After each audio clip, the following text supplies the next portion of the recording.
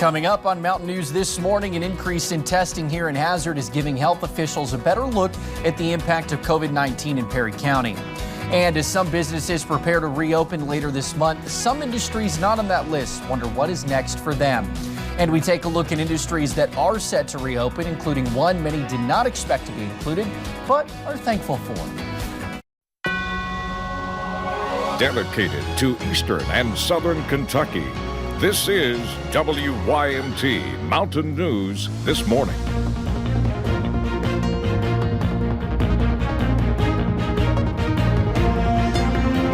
Good morning. It is 1 minute after 6 on Friday, May the 1st. I'm Will Puckett. Thank you for tuning in to Mountain News This Morning. We know you have a lot of options these days, and we appreciate you for waking up with us. You might have a little trouble waking up this morning, though, because it's a little bit of a dreary start to this first day of May and this Friday, but it sounds like there might be some relief on the way. Let's bring in Brandon this morning to get a better breakdown of what to expect on this first day of May. Brandon, good morning. Good morning, Will. And I tell you what, if I have to get out and up in the atmosphere and push this out of here today, I'm going to push it out of here. But this morning, still seeing showers across parts, most of the Big Sandy actually there from basically, let's say, Knott County east back into West Virginia and into Virginia this morning. But the good news is, if you're out along I-75 in Lake Cumberland, you may be starting to clear out this morning. We're cautiously optimistic. We'll see once sunrise gets a little closer what we're looking at on the cloud situation. Satellite radar is showing less clouds, so hopefully you'll see some sunshine earlier out there. Temperatures in the 40s area-wide, from 43 in Somerset, London, and Wise to 50 in Jacksboro. That's our one lone 50 there this morning. Your headlines for today: it's a gloomy Friday, at least for a while for some, and then sunshine returns this afternoon into the weekend, and then more rain chances are possible as we head into Sunday night. We'll talk more about of the forecast coming up here in just a little bit. Will? All righty, Brandon, thank you, sir. Well, Governor Andy Beshear reported 174 new cases yesterday, bringing Kentucky's total to 4,708. The governor repeated that so far in the last few weeks, it appears Kentucky's case rate has plateaued. Kentucky's death toll is now at 240 after 5 more coronavirus-related deaths. 1,675 people have recovered from the virus. Meanwhile, an increase in testing here in Hazard is giving health officials a better look at the impact of COVID-19 in Perry County. Free testing goes through this evening at primary care. Last night, health officials with the Kentucky River District announced only one new case. That is a 76-year-old man from Perry County who is self-isolating at home. Perry County now has 15 cases. A child has COVID-19 in Johnson County. Health officials announced the new case yesterday. The little girl is just 8 years old. She is the third confirmed case in Johnson County. Health officials say she is recovering at home and is doing well. They still urge everyone to follow the CDC guidelines, such as social distancing and washing your hands often. Meanwhile, Pike County announced their 13th case yesterday. Health officials say one new case is a 70-year-old man. We are told he is self-isolating at home. This comes after they reported 3 new cases on Wednesday. A report says Kentucky's state government faces a revenue deficit that could approach $500 million in the current fiscal year.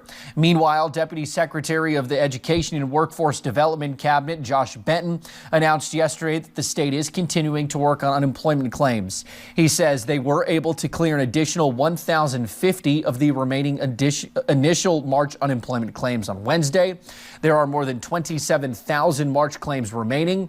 8,000 people who applied in March but have not provided identity documents were told to expect a direct email last night. For the rest of the March claims, we're going to be sending out an email to all of you all that we do not have identity documents for. We know that's about 9,000 people. So we will be sending out an email, hopefully this evening or in the morning, with instructions on submitting those documents so that we can get those claims resolved and moving forward. Officials also announced 2 Kentucky Air National Guard C-130s will fly over the Commonwealth later today. The specific locations include Louisville, Frankfort, Lexington, Pikeville, Bowling Green, and Owensboro. Well, Fruit of the Loom is the latest company to announce furloughs because of COVID-19. Notices were sent to 541 employees at the clothing manufacturer's world headquarters in Bowling Green. The layoffs will take effect on Sunday. Well, Governor Beshear gave a rough timeline for child care services on Wednesday with a possible June date for reopening. In the meantime, those running the ones that are still operating are left with more questions than answers. I talked with some of them to learn more. For Amy Terry, the days are growing longer. As I open in the mornings at 6:30, I come early. Since mid-March, she has found herself struggling to get by with minimal workers and a loan that is running out. If we don't go back within the 8 weeks of this SBA running out, my business can't sustain it, and I'm sure that I'm not alone. Operating at nearly 1/4 of her capacity, Terry is not asking for much. Well, 50% would bring back my full-time people. It would bring back my full-time people that are my main caregivers. But she doesn't know if that's what she'll be allowed to do. Left off the group of Phase 1 openings, Terry is let down with the lack of direction coming from Frankfort. Our duration schools that are operating for the state of Kentucky, we have implemented. As an owner, as a director, I have implemented everything. I think of new things every day to change, to make better for my children and my parents to feel safe that we can operate. With new operating guidelines, as long as some of her students' Christmas lists, she hopes for more direction. I do want to come back because I want to save myself and to save my business, because I'm not going to have a business if we don't. How long are we going to drag this out? How long? You know, how long, and what else can I do? That's what I'm doing, you know, let me know what else I need to do. Direction for moving forward and helping families who are still wondering when their child care will come back.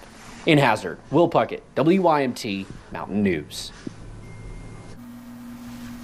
Now, Terry reports numbers back to the state every single day. She was given permission as a medical child care provider to stay open. She also takes the temperature of every single person in the building twice a day. Well, next month, we will see everything from car dealerships to barber shops to stores reopening with new restrictions and requirements to do so. But many businesses are still waiting to learn when they can reopen. Gina Lay owns a dance studio. She was not surprised the governor did not include dance studios in the Phase 1 reopenings. A lot of her dancers are little children, and social distancing with them would be difficult. You know, within about 3 seconds, they're, off the sticker, and, so you really can't. They just have a mind of their own, and they don't understand that social distancing. So. The dance instructor told us they probably will not resume classes until the fall, or they will simply follow the schedule of the Lincoln County school system. Well, on the list of businesses expected to reopen on May 11th, we see a handful like manufacturing and construction. But one on the list that sticks out is pet groomers. It is a welcome surprise for those in the industry, of course. WYMT's Connor James stopped by one local grooming facility to talk about what they've been through and what reopening looks like for them. Besides the rescued animals here at Barnyard Boutique, it's been quiet. There's been no business. When we're shut down, we can't do anything. The doors here are closed and business is halted. Even without an income, Beth Vaughn still comes here daily to take care of the rescued animals who call this place home. I am up here because I do have animals here that need to be cared for. We've got cats and ferrets and rescue dogs and things that still need care and attended to. Which is why Wednesday's update was a much needed surprise. Super excited. Actually, I wasn't even aware that it had happened. She did not know she'd be in the first group of businesses to open. She's thankful for it though. To her, it's not just about the animals' looks here. Really, it's a health hazard, for the animals to let them go without grooming. She says animals that can't self-groom have skin conditions or even certain breeds need constant grooming. That shows in the appointments set up following Wednesday's news conference. My phone literally just blew up. I had over 20 text messages. I had over 10 phone calls. I had Facebook messages. It was insane. With the doors here shuttered for more than 1 month. The first week is already booked. We're working on the second week and we're not even there yet. She looks forward to when the calendar flips to May 11th. In Hazard, Connor James, WYMT Mountain News. Now, Vaughn says she plans on following all CDC guidelines, such as masked and spaced out appointments. She says they were already following many of these practices before COVID-19 started. Well, orders to stay home and not gather in groups has caused many to put travel plans on hold. This has led to some pretty big changes at Kentucky state parks, including closing 2 of them at Natural Bridge and Cumberland Falls. But all parks are feeling the financial impact of these decisions. Officials do not have an estimate on how much this has cost the state, but say it is significant and not limited to the state budget.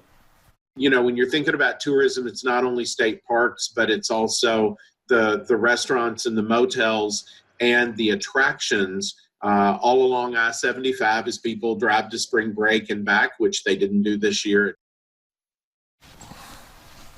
Now, as far as reopening everything, officials say they are going to listen to the health experts and that it will likely happen in phases.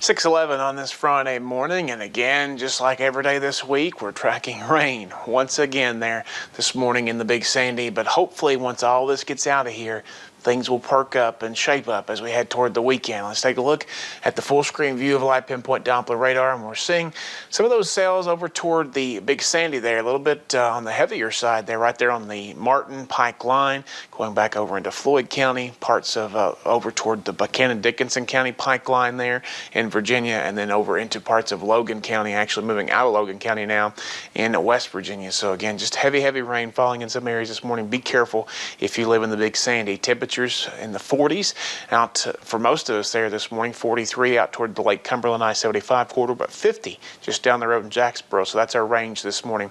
62 with some late sunshine this afternoon. Skies will start to gradually clear as we head into the overnight. Will? All righty, Brandon, thank you, and thank you for joining Mountain News this morning. More news is on the way. Coming up, changes are moving forward across the country to gradually reopen the economy as we pass a grim milestone in the pandemic.